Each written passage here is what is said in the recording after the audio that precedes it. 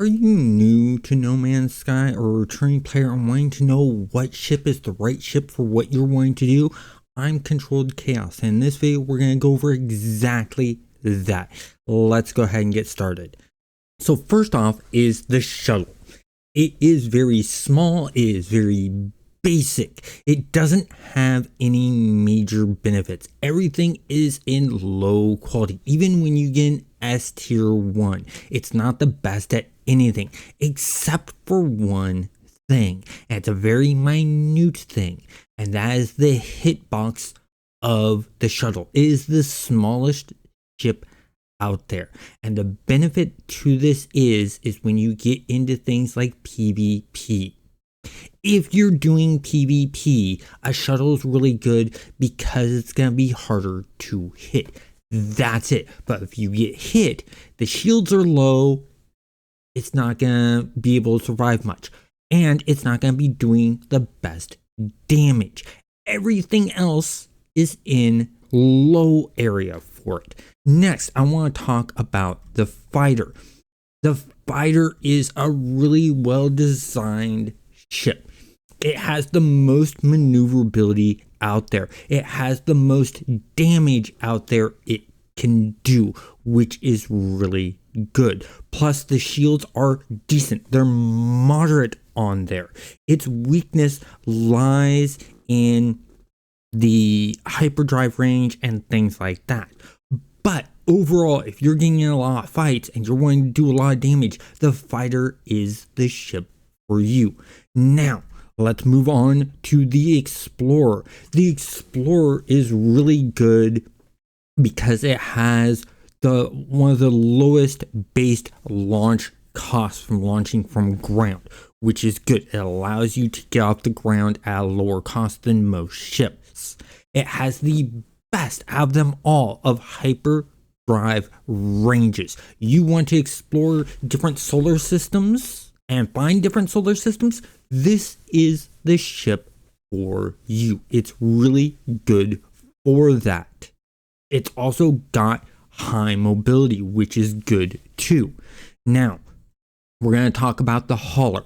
The hauler has very low maneuverability. So when you're in fights and things like that, you're not going to be moving around, dodging around, or anything like that. But it has the best shields and the best cargo limit. It goes up to 120 cargo limit, which is good. It can carry a lot of stuff, and that's nice.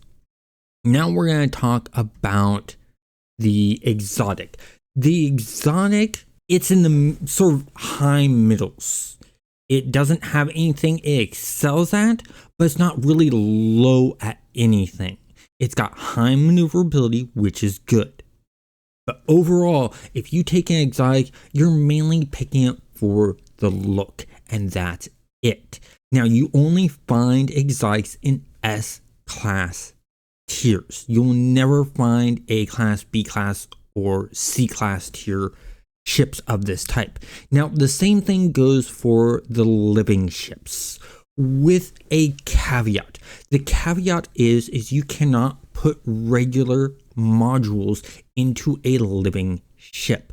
And in order to get a living ship, you actually have to do a quest to get using an egg that you get off of the marketplace on the Nexus, and do that quest to get your first living ship. Then you can hunt out others and find the look that you want.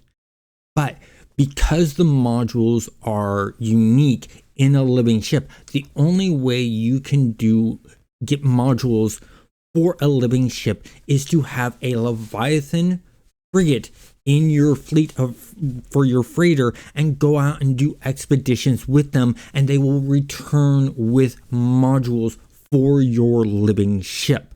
So you can't just go to an NPC market person on the space station and find modules. Open up crates and things like that. You won't ever find modules that are of a certain class or type that will work for a living ship. You only get those through doing the exploration missions on the freighter, sending your frigates out to do missions.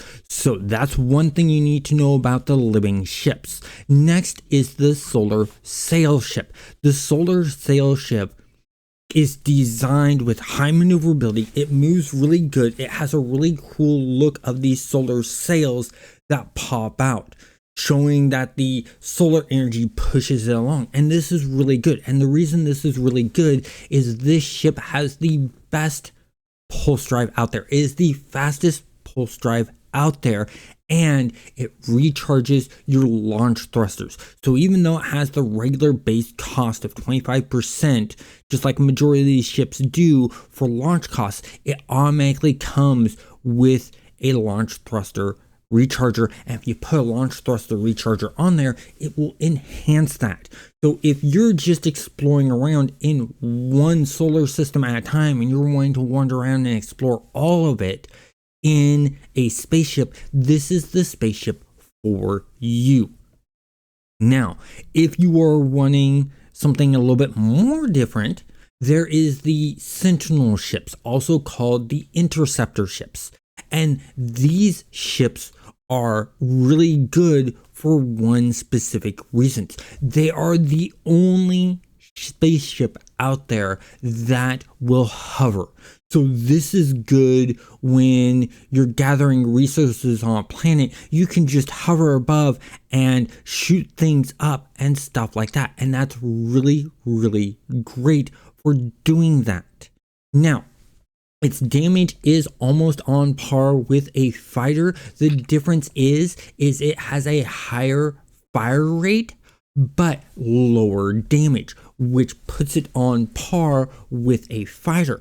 But the great thing about this ship is instead of flying around and going all over the place and pulling maneuvers when in a dogfight, you can literally use a Sentinel ship as a floating turret in space and just sit still and move around in that one spot attacking the enemy. The choice is yours. You're going to get hit a heck of a lot doing that, and you'll probably want a bunch of batteries to replenish your shields to do that, and that's the large batteries.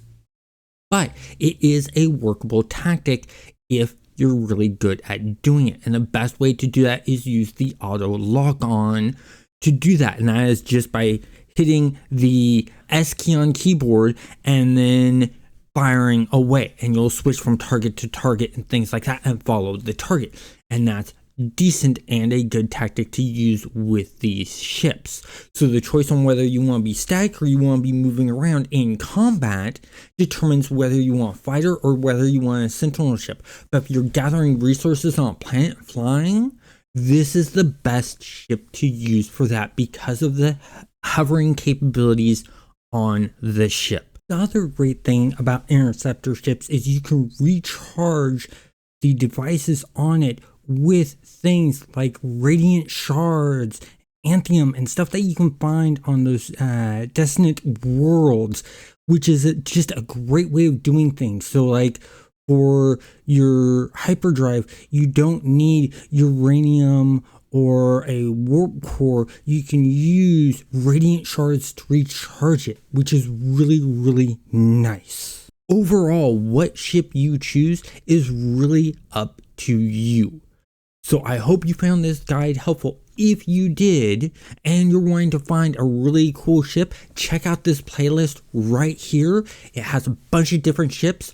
There's at least one video for each type of ship, and have a great day.